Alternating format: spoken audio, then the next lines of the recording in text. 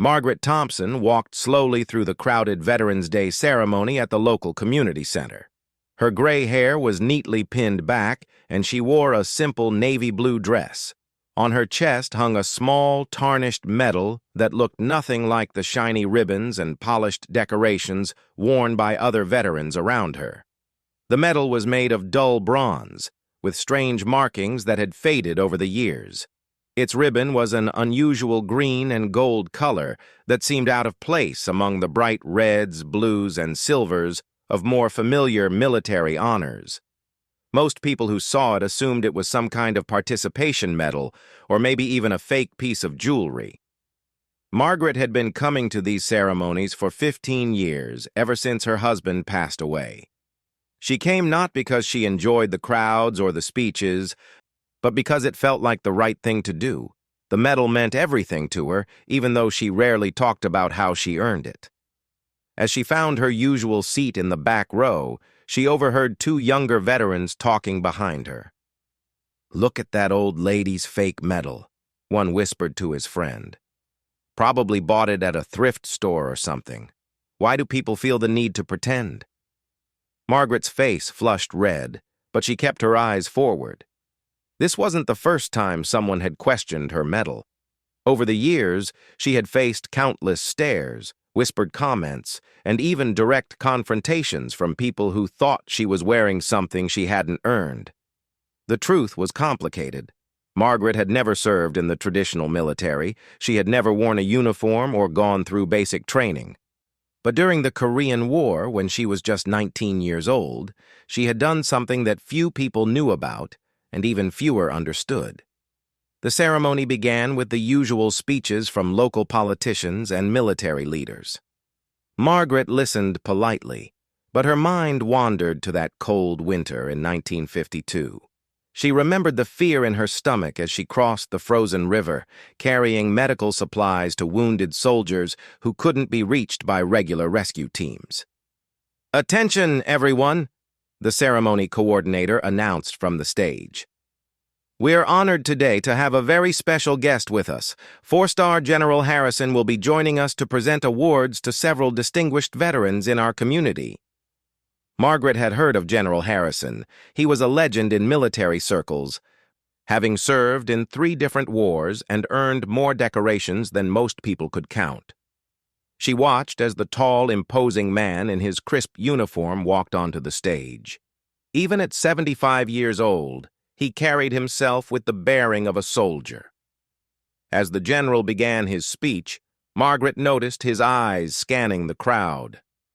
Military leaders were trained to observe their surroundings, and she could see him taking note of the various people in attendance. His gaze seemed to linger on different veterans, acknowledging their service with small nods. The young veteran behind Margaret was still making quiet comments to his friend. "I bet that old lady doesn't even know what war her fake medal is supposed to be from," he said, loud enough for several people around them to hear. A few others turned to look at Margaret, and she felt the familiar sting of embarrassment. General Harrison continued his speech, talking about the sacrifices made by men and women in service to their country. He spoke about courage taking many forms and about heroes who never got the recognition they deserved. Margaret found herself paying closer attention to his words than she usually did to these speeches. "True service," the general said, his voice carrying clearly through the room, "isn't always about wearing a uniform or carrying a weapon. Sometimes the greatest acts of bravery come from ordinary people who step forward when their country needs them most." Margaret shifted uncomfortably in her seat. She had never thought of herself as brave. What she had done during the war felt like something she had to do, not something heroic. When the Army needed civilian volunteers for dangerous missions behind enemy lines, she had simply raised her hand. The mission she remembered most clearly was the one that earned her the medal. Intelligence reports had indicated that a group of American prisoners of war were being held in a temporary camp about 30 miles north of the main battle lines. The area was too dangerous for a full military operation, but small teams of volunteers might be able to get in and out without being detected.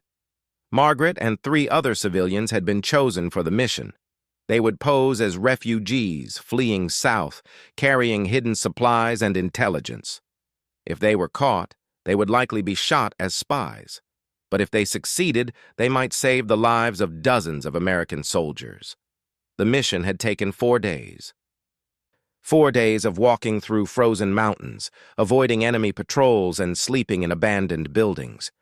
Margaret remembered the weight of the medical supplies in her pack and the constant fear that they would be discovered. But she also remembered the faces of the prisoners when they finally reached the camp, and the relief in their eyes when they realized help had arrived. General Harrison finished his main speech and began calling names for the award presentations. Margaret watched as several local veterans walked up to receive certificates and handshakes. Each time, the general took a moment to learn something about the person he was honoring, asking questions about their service and thanking them personally. As the formal presentations wound down, Margaret began gathering her purse and coat. She preferred to leave before the crowd got too thick, and she had heard enough whispered comments for one day. But as she stood up to go, she noticed General Harrison walking down from the stage and moving through the crowd. To her surprise, he was walking directly toward her. Margaret froze, unsure of what to do.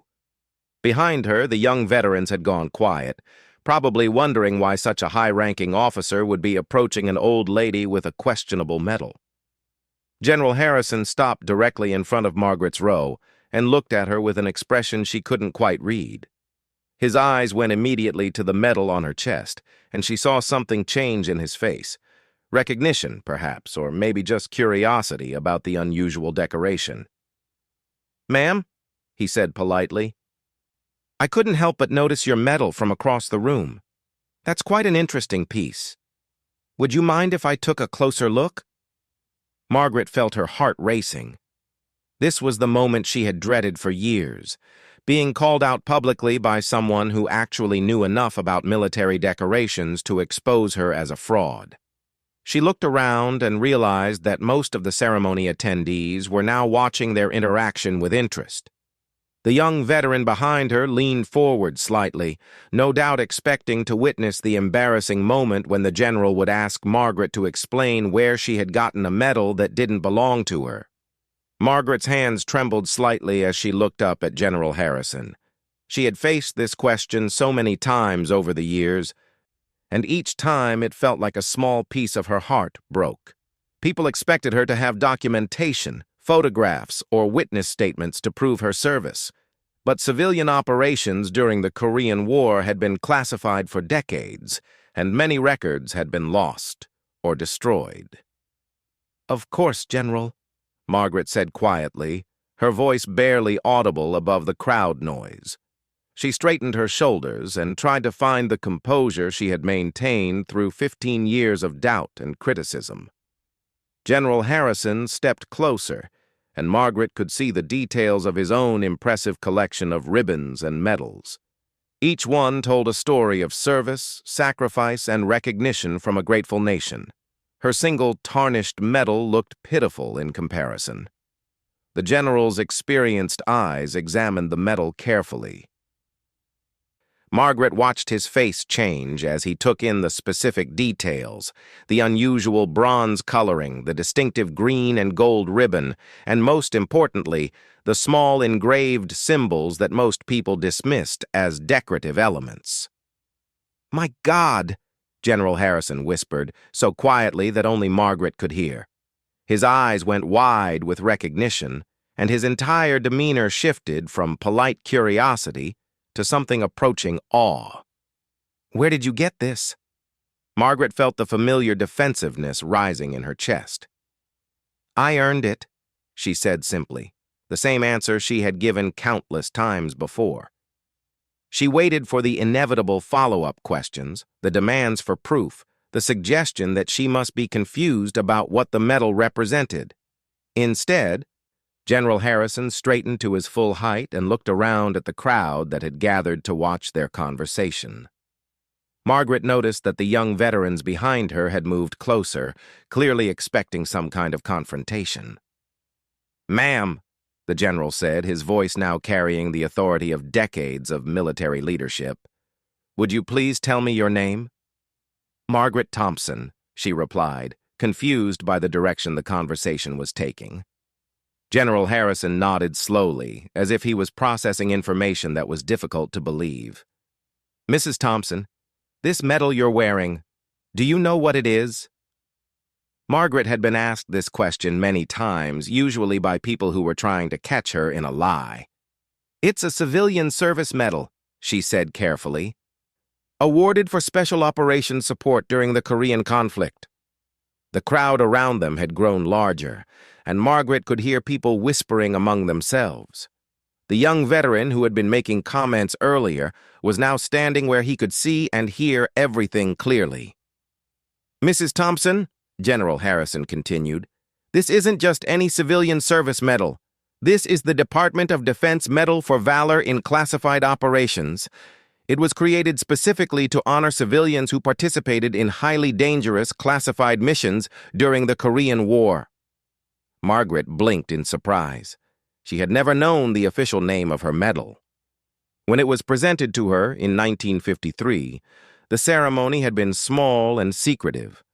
There had been no fanfare, no publicity, and very little explanation about the significance of what she was receiving.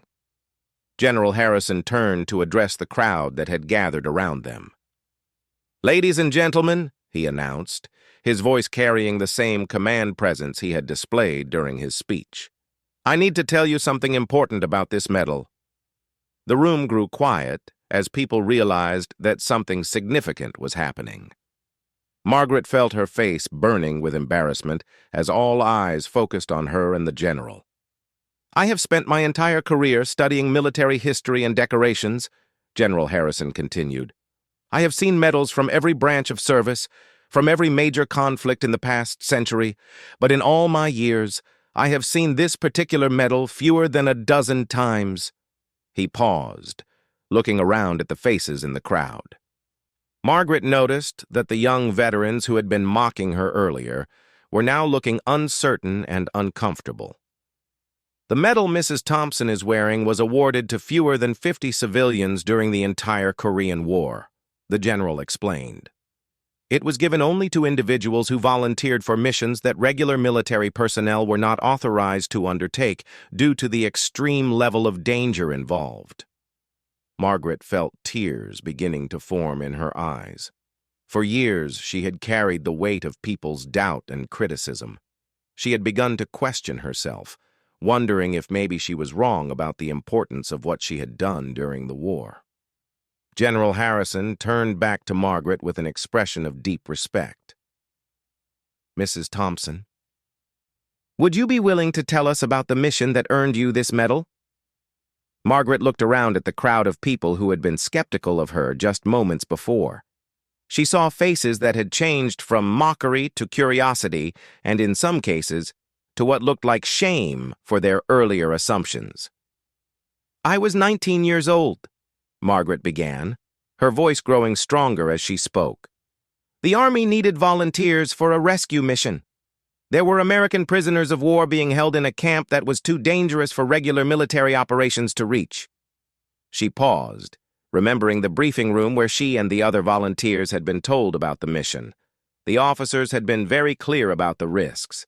If they were captured, the U.S. government would not be able to acknowledge their existence or negotiate for their release. "We went in as a team of 4 civilians," Margaret continued. "We posed as refugees fleeing south, but we were carrying medical supplies and intelligence for the prisoners. The mission was supposed to take 2 days, but we encountered enemy patrols and had to take longer routes through the mountains."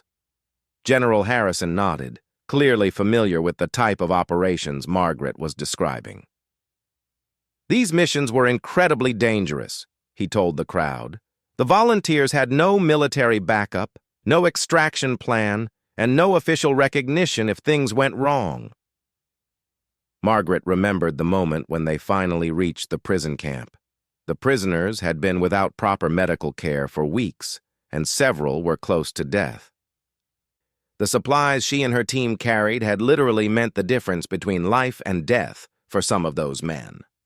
"We were able to help 12 American soldiers escape," Margaret said. "The others were too sick to travel, but we left medical supplies and information about where they could find friendly forces if they got the chance to escape later." The young veteran who had been making comments earlier stepped forward slightly. Margaret could see the embarrassment on his face as he realized what he had been saying about her medal. "The return trip took 3 more days," Margaret continued.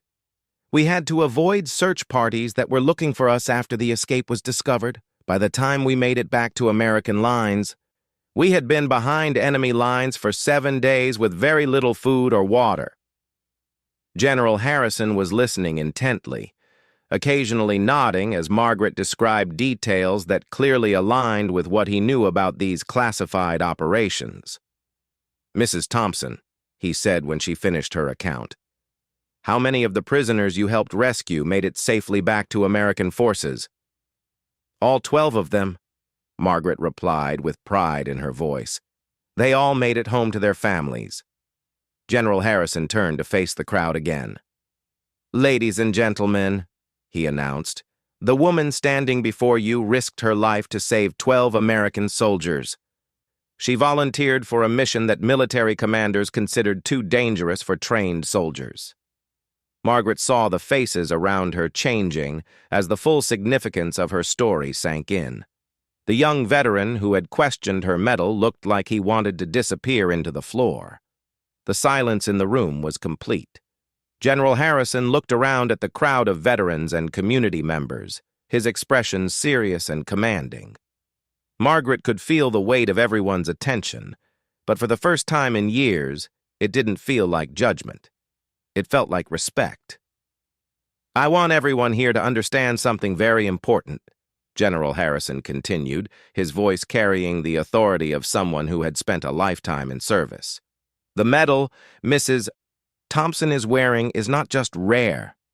It represents a level of courage that most of us, myself included, have never been called upon to demonstrate."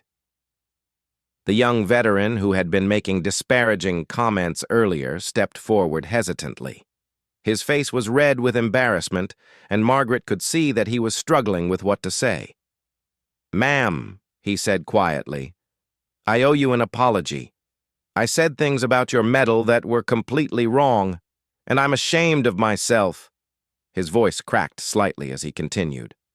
"I served 2 tours in Afghanistan, and I can't imagine volunteering for a mission like the one you described." Margaret felt a mixture of emotions, relief that her service was finally being recognized, sadness that it had taken so long, and unexpected compassion for the young man who had doubted her. "You don't need to apologize," she said gently. "You had no way of knowing what the medal represented." General Harrison shook his head firmly. "With respect, Mrs. Thompson, an apology is absolutely necessary, not just from this young man, but from anyone who has questioned your service over the years."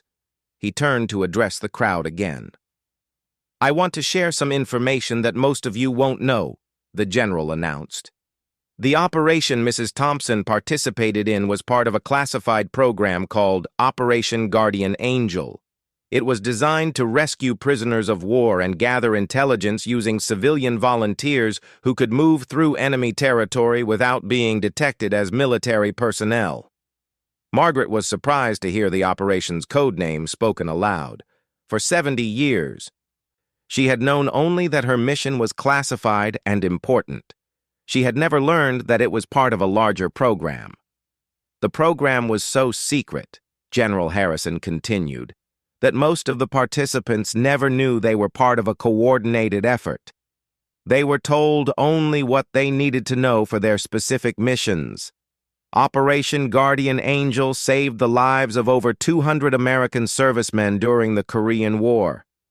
An older veteran in the crowd stepped forward. "General, why wasn't this program ever made public? These people deserve recognition for what they did."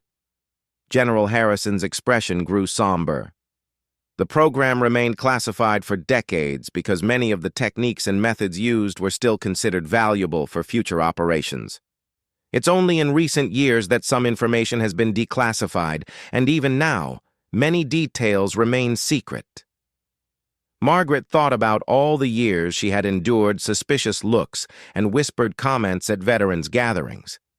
She had never understood why there seemed to be no official record of her service, no way to verify her story to skeptical observers. "Mrs. Thompson," General Harrison said, turning back to her, "I need to ask you something important. Have you ever tried to get recognition for your service through official channels?" Margaret nodded. "I wrote to the Veterans Administration several times over the years, but they always told me they had no record of civilian operations during the Korean War. I was told that my medal might be a family heirloom or a commemorative piece." General Harrison's jaw tightened with visible anger. "That is unacceptable. The VA should have resources to verify decorations like yours, and if they don't, they should have referred you to the Department of Defense." He pulled out his cell phone and made a quick call. Margaret couldn't hear the entire conversation, but she caught phrases like immediate research and priority verification. When he finished the call, he looked at Margaret with determination. "Mrs. Thompson, I'm going to personally ensure that your service gets the recognition it deserves. I have contacts at the Pentagon who specialize in declassified operations, and I'm going to have them create a complete file documenting your participation in Operation Guardian Angel." The crowd around them had grown even larger as word spread through the ceremony about what was happening. Margaret noticed several people taking photos and videos, and she realized that her story was going to reach far beyond this small community center. An elderly woman in the crowd called out, "Mrs. Thompson, have you been coming to these ceremonies for long?" 15 years, Margaret replied, "ever since my husband passed away." "And people have been questioning your medal all this time?" Margaret nodded, feeling the familiar sting of those memories. "Not everyone, but enough to make me consider staying home sometimes." General Harrison's face showed his outrage at this revelation. "Mrs. Thompson, I want you to know that what you've endured is not just wrong. It's a disgrace to the veteran community. Every person who questioned your service without taking the time to learn about your medal owes you an apology." The young veteran who had started the incident stepped forward again. "General, sir, what can we do to make this right? Mrs. Thompson shouldn't have to defend her service to anyone." General Harrison considered the question carefully. "First, we need to educate people about the fact that not all heroes wore uniforms. Civilian volunteers like Mrs. Thompson risk their lives for their country just as surely as any soldier, sailor, airman, or Marine." He paused, looking around at the crowd. "Second, we need to remember that questioning someone's service should never be done lightly. If you have doubts about someone's medal or decorations, the appropriate response is to research the decoration yourself or ask respectfully for more information." Margaret felt tears starting to form in her eyes again, but this time they were tears of relief and gratitude rather than embarrassment and hurt. After all these years, someone with the authority and knowledge to verify her service was finally standing up for her. General Harrison reached into his jacket pocket and pulled out one of his business cards. "Mrs. Thompson, I want you to have my direct contact information. If anyone ever questions your service again, I want you to call me immediately. I will personally vouch for your service and explain the significance of your medal to anyone who needs to hear it." The ceremony coordinator approached the microphone on the stage. "Ladies and gentlemen, I think we've all learned something very important today about the many different forms that service to our country can take. Let's give Mrs. Thompson and General Harrison a round of applause for educating all of us." The applause was thunderous and lasted for several minutes. Margaret looked around at the faces in the crowd and saw genuine respect and admiration. The young veteran who had questioned her medal was applauding enthusiastically, and she could see tears in his eyes. As the crowd began to disperse, people approached Margaret individually to thank her for her service and to apologize for any doubts they might have had. She found herself telling her story again and again, but this time to eager listeners who wanted to learn rather than skeptics who wanted to challenge her. General Harrison stayed by her side throughout these conversations, adding details about Operation Guardian Angel and helping people understand the historical significance of civilian volunteer programs. Margaret realized that having his support had transformed not just this one event, but likely her entire future experience at veterans' gatherings. As the community center began to empty, General Harrison walked Margaret to her car. "Mrs. Thompson," he said, "I want you to promise me something. Will you continue coming to these ceremonies?" "Yes," Margaret replied without hesitation. "I feel like I finally belong here." General Harrison smiled. "You always belonged here. It just took the rest of us too long to understand that." He paused, looking at her medal one more time. "That medal may look different from others, but it represents courage that is anything but ugly. It represents the very best of what Americans can be when their country needs them." As Margaret drove home that day, she thought about the 12 soldiers she had helped rescue 70 years earlier. She wondered if any of them were still alive, and if they remembered the young woman who had carried medical supplies through enemy territory to save their lives. For the first time in years, she felt proud to wear her medal and confident that she had earned her place among the community of veterans. The next morning, Margaret's phone rang early. It was General Harrison calling with news that the Pentagon had already begun the process of creating an official file documenting her service. Within weeks, she would have the verification she had sought for decades. But more importantly, she would never again face Veterans Day alone with the weight of other people's doubts about her service to her country.